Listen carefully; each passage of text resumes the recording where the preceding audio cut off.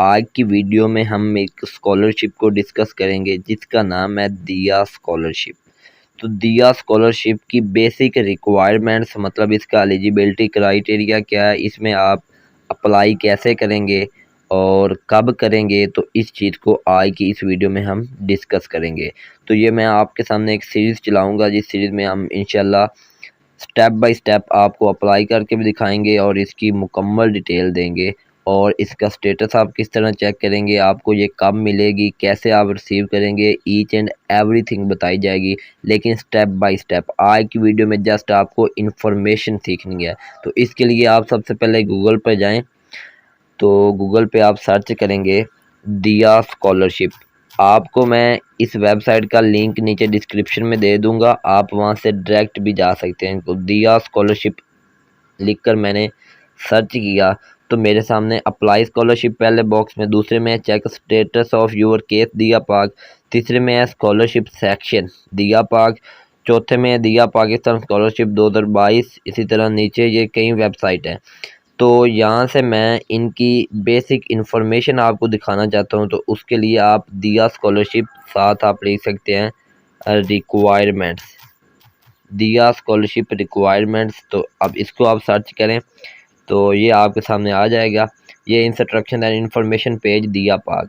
तो इस पे आप क्लिक करें और आप यहाँ से इनकी इन्फॉर्मेशन पढ़ सकते हैं। ये आप देख लें, लिखा हुआ है कि read the following updated information before applying. Apply करने से पहले आपको ये इन्फॉर्मेशन पढ़नी है। Online web application system is only use for students who are enrolled in graduation level और मास्टर लेवल प्रोग्राम। मतलब वो वाले स्टूडेंट जो यूनिवर्सिटी लेवल पे तालीम हासिल कर रहे हैं वो इसमें ऑनलाइन अप्लाई करेंगे। PhD and MPhil students are not eligible for दिया scholarship, however direct MPhil after graduation are eligible। मतलब PhD और MPhil स्टूडेंट इस स्कॉलरशिप में अप्लाई नहीं कर सकते अगर वो पहले से ये स्कॉलरशिप नहीं ले रहे। लेकिन वो वाले स्टूडेंट जो पहले स्कॉलरशिप ले रहे हैं और यूनिवर्सिटी में पढ़ रहे हैं, ग्रेजुएशन उनकी कंप्लीट होगी, अब वो MPhil में उनको एडमिशन हुआ तो वो ये स्कॉलरशिप ले सकते हैं। तो उसके बाद है application will not be accepted of students of school level and intermediate level through this web base system. मतलब जो तालिब इल्म स्कूल में या इंटरमीडिएट मतलब कॉलेज में पढ़ते हैं तो वो ऑनलाइन अप्लाई नहीं कर सकते, उनको मैनुअली अप्लाई करना पड़ेगा। और उनको अप्लाई करने के लिए मतलब इंफॉर्मेशन कहाँ से मिलेगी, तो वो क्लर्क वाले ऑफिस में जाएंगे और क्लर्क साहब से अपनी इस दिया स्कॉलरशिप के अप्लाई सिस्टम के लिए हेल्प तलब करेंगे उनको, तो वो उनको गाइड कर देंगे कि किस तरह अप्लाई करना है। लेकिन जो यूनिवर्सिटी स्टूडेंट हैं वो ऑनलाइन अप्लाई करेंगे, उनके लिए इंशाल्लाह मेरी वीडियो मुकम्मल हेल्पफुल होगी। जो तालिब इल्म गवर्नमेंट के इदारों में पढ़ते हैं, ये नहीं कि आप किसी प्राइवेट स्कूल में पढ़ते हैं या प्राइवेट कॉलेज में पढ़ते हैं, प्राइवेट यूनिवर्सिटी में पढ़ते हैं, जो गवर्नमेंट के इदारों में पढ़ते हैं वो इसके लिए एलिजिबल है। उसके बाद है students getting scholarship more than rupees 25,000 per annum from other organization are not eligible for दिया स्कॉलरशिप। मतलब कुछ तालिब इल्म एक से ज़्यादा स्कॉलरशिप मतलब गेन कर रहे होते हैं, ऐसे स्टूडेंट्स जो एक साल के अंदर, पर एनम कहते हैं साल, तो साल के अंदर 25,000 से ज़्यादा रुपए किसी और स्कॉलरशिप से, किसी और ऑर्गेनाइजेशन से हासिल कर रहे हैं तो वो दिया स्कॉलरशिप के लिए एलिजिबल नहीं है। उसके बाद है students must secured at least 60% marks at all level. मतलब तालिब इल्म जो अप्लाई करना चाहते हैं उनके 60% मार्क्स होने चाहिए हर लेवल। मतलब वो स्कूल लेवल उन्होंने मैट्रिक पास की है तो 60% नंबरों के साथ पास की हो, इंटरमीडिएट पास की है तो 60% नंबरों के साथ पास की हो, अब वो यूनिवर्सिटी में पहुंच गए हैं तो वो इसके लिए एलिजिबल हैं। तो students applying for the first time, वो वाले तालिब इल्म जो पहली दफ़ा अप्लाई करेंगे, fill out the online scholarship application and upload scan documents mention below. तो वो ऑनलाइन अपना मतलब फॉर्म सबमिट करवाएंगे और ऑनलाइन ही अपने डॉक्यूमेंट को अपलोड करेंगे। तो ये कैसे करना है ये इंशाल्लाह आने वाली वीडियो में आपको मुकम्मल गाइड कर दिया जाएगा। उसके बाद ये है कि it may take 30 to 45 days to review your application with scan and you can check status of your application weekly basis on website. वो कह रहे हैं कि जब आप एप्लीकेशन फॉर्म अपना जमा करवा देंगे, इसी तरह आप डॉक्यूमेंट अपलोड कर दोगे तो 30 से 45 दिनों के अंदर अंदर आपकी एप्लीकेशन को रिव्यू किया जाएगा और आपको वीकली बेस पर मतलब हफ्ता वाराना आपको अपना स्टेटस वेबसाइट पर चेक करना होगा, ताकि अगर कोई चीज़ उनको और रिक्वायर है तो आप उसको अपलोड कर सकें, या अगर आपका स्टेटस अप्रूव हो गया है तो आपको आपकी स्कॉलरशिप के बारे में मज़ीद पता चल सके कि आपको स्कॉलरशिप कब मिलेगी। इसके बाद है status of your application will be updated on web as clearly incomplete, complete, not accepted, approved. तो स्टेटस आप चेक करेंगे तो आपको वहाँ पर ये लिखा हुआ मिलेगा, या इनकम्प्लीट होगा तो क्या इनकम्प्लीट होगा वो आपको नीचे लिख देंगे कि ये आप अपलोड करें तो वो कंप्लीट हो जाएगा। इसी तरह नॉट एक्सेप्टेड हो रहा, क्यों नहीं एक्सेप्ट हो रहा होगा वो आपको रीज़न बता देंगे, आप उसको सॉल्व करें, या अप्रूव्ड हो चुका होगा। तो अल्हम्दुलिल्लाह मेरा ये स्कॉलरशिप अप्रूव्ड हो चुका है और मैं रिसीव भी कर चुका हूँ, तो इंशाल्लाह मुकम्मल आप भाइयों को भी गाइड करूँगा। इसके बाद है after approval check will be dispatched at your institute within 10 to 30 days, कि जो ये चेक है ये अप्रूव हो जाता है 10 से 15 दिन के अंदर अंदर। जब ये अप्रूव हो जाए, जब आपका चेक अप्रूव हो जाए तो उसके बाद 10 से 30 दिन के अंदर अंदर आपका जो चेक है वो आपके अदारे में वो डिस्पैच कर देते हैं। तो after verification it will be handed over to you or adjusted in your fee by institute. तो जब वेरीफाई हो जाए, आपकी यूनिवर्सिटी में डिस्पैच हो जाए, तो वो आप अपने हाथ से ले भी सकते हैं, या आप अदारे की जो फ़ीस अदा करनी है उसमें उसको एडजस्ट करके, बाकी अगर मज़ीद कुछ फ़ीस अदा करनी तो वो आप करें। अगर वो स्कॉलरशिप पहले ही ज़्यादा तो आप उनमें से वापस भी ले सकते हैं और सारी स्कॉलरशिप लेकर वापस खुद आप उनकी फ़ीस पे कर सकते हैं। तो आपको ये मिलेगी कैसे, जब आपका मतलब अप्रूव हो चुका होगा, चेक आ जाएगा, तो आपने किसी मैदान बैंक की ब्रांच में जाना है, वहाँ पर अपना चेक दिखाना है और साथ में आपने उनको NIC कार्ड दिखाना है और साथ उसकी एक कॉपी बैंक को जमा करवानी है। तो वो आपकी वेरीफाई करके आपको आपकी जो पेमेंट है वो अदा कर देंगे। Scholarship is paid physical yearly basis from 1 July to 30 June. तो इसकी अब लास्ट डेट के बारे में ये बात हो रही है, तो इस स्कॉलरशिप की कोई लास्ट डेट नहीं है, ये पूरा साल चलती है, इंटायर ईयर। तो पूरा साल चलती है, जब आपका दिल करे आप इसमें अप्लाई कर सकते हैं, इसकी कोई लास्ट डेट नहीं होती। स्टूडेंट मैं apply for renewal next year if course continues. अगर कोर्स कंटिन्यूज है तो वो एक से ज़्यादा अगली साल भी इसमें अप्लाई कर सकते हैं। मतलब आप एक स्टूडेंट हैं, आपने मतलब फर्स्ट सेमेस्टर यूनिवर्सिटी में पढ़ा है, सेकंड पढ़ लिया है और अब आप अगले साल मतलब थर्ड सेमेस्टर में होना है, तो आपने अगर फर्स्ट सेकंड में ये स्कॉलरशिप रिसीव की है तो आप थर्ड में इसके लिए दोबारा अप्लाई कर सकते हैं। Students can never apply again in any case. किसी सूरत भी स्टूडेंट इसमें दोबारा कभी अप्लाई नहीं कर सकते। इफ़ हिज हर केस वाद नॉट एक्सेप्टेड, अगर उनका केस नॉट एक्सेप्ट हो जाता है, अगर अप्रूव हो तो फिर वो नेक्स्ट मतलब अगले ईयर अगले सेमेस्टर के लिए अप्लाई कर सकते हैं। अगर नॉट एक्सेप्टेड हुआ तो फिर वो कभी भी अप्लाई नहीं कर सकते, अगर करेंगे भी तो उनको कोई फ़ायदा नहीं होगा। If you have problem regarding submit any required document please explain it.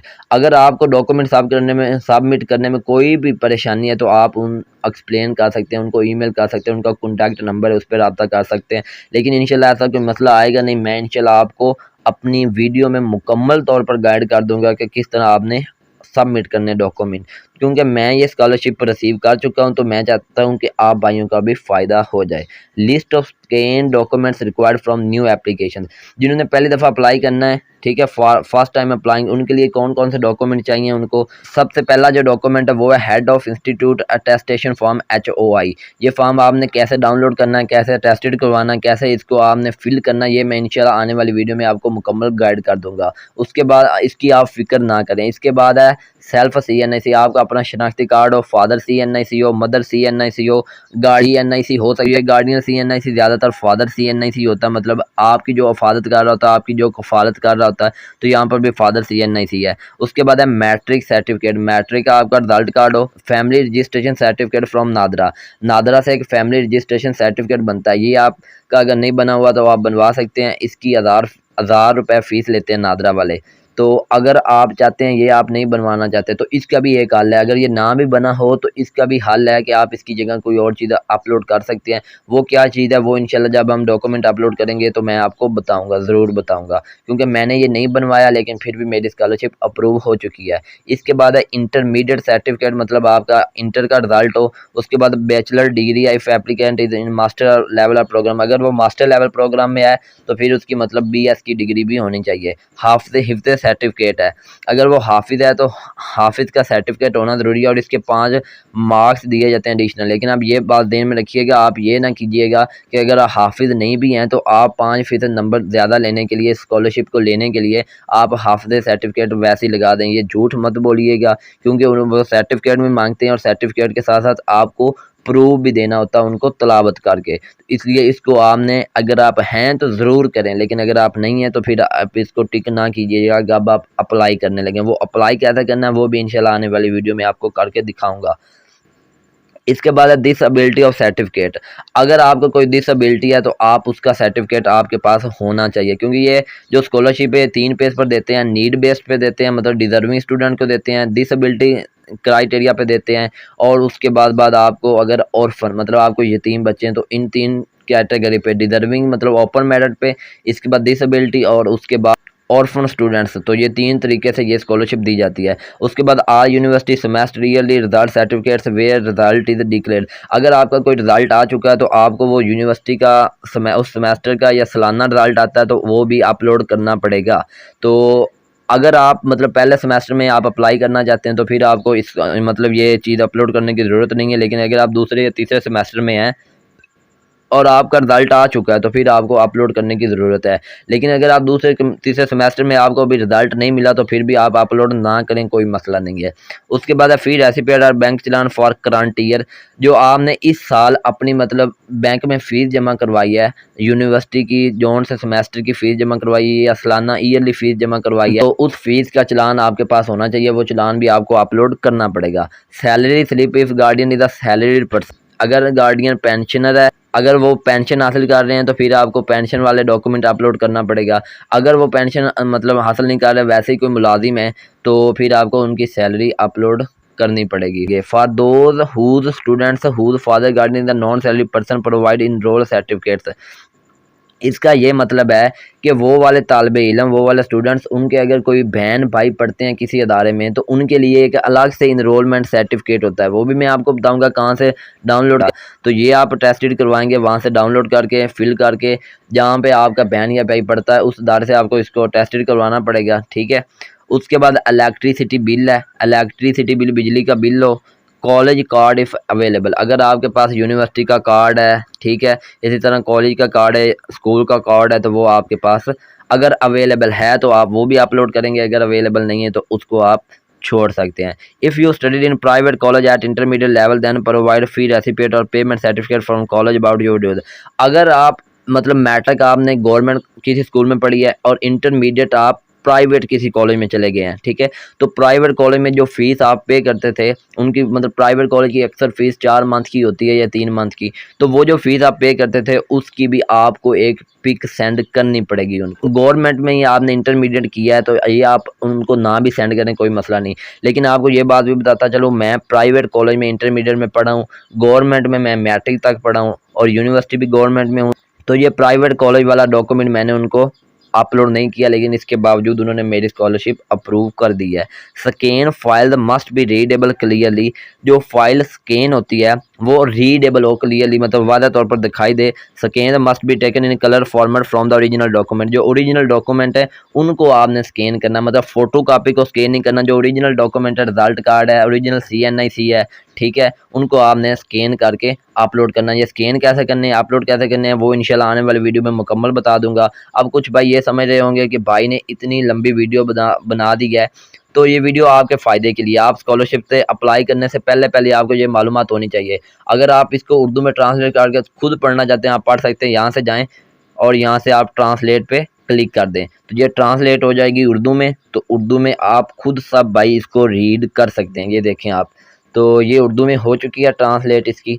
तो ये ट्रांसलेट आप खुद इसकी करके आप इसको आप खुद भी पढ़ सकते हैं, आपको सारी चीज़ें समझ आ जाएंगी। ये स्कॉलरशिप लगती है मेरे भाई, खुद मेरी लगी है। मैं आपको अपना स्टेटस अभी चेक करवा देता हूँ, आपको यकीन आ जाएगा कि वाकई ये स्कॉलरशिप लगती है। तो मैं यहाँ से बैक करता हूँ। अब ये इसकी उर्दू वाली इन्फॉर्मेशन आप खुद भी पढ़ सकते हैं, मैंने आपको इंग्लिश में सारी इन्फॉर्मेशन रीड करके बता दी है। तो इसका मैं स्टेटस चेक करने के लिए बैठ जाता हूँ। तो ये check status of your case दिया पार्ट सेकंड ऑप्शन में दिया हुआ है, तो इस पर मैं क्लिक करता हूँ। यहाँ से आपको अपना स्टेटस चेक करवा देता हूँ। ये यहाँ पे अपना CNIC नंबर देना होता है और सबमिट कर देना होता है। तो आप ये देख सकते हैं, ये मेरा नेम है, ये मेरा CNIC नंबर, ये डिस्पैच हो चुका है। Your check is dispatch to your institute on 7 July 2022। तो 7 जुलाई 2022 को मेरी स्कॉलरशिप अप्रूव हो चुकी थी। मेरा डिस्पैच चेक भी आ चुका था अदारे में और वो मुझे मिल भी चुका है और मैं वो पेमेंट रिसीव भी कर चुका हूँ अल्हम्दुलिल्लाह। तो आप भाइयों को मुकम्मल गाइड करूँगा। इंशाल्लाह मेरी इस सीरीज़ को ज़रूर देखिए, और अगर आप एलिजिबल क्राइटेरिया पे पूरा उतर रहे हैं तो आप इस स्कॉलरशिप में ज़रूर अप्लाई कीजिएगा। मिलेंगे इंशाल्लाह अगली वीडियो में, उस वक्त तक अपना ख्याल रखिए। टेक केयर, अल्लाह हाफिज़।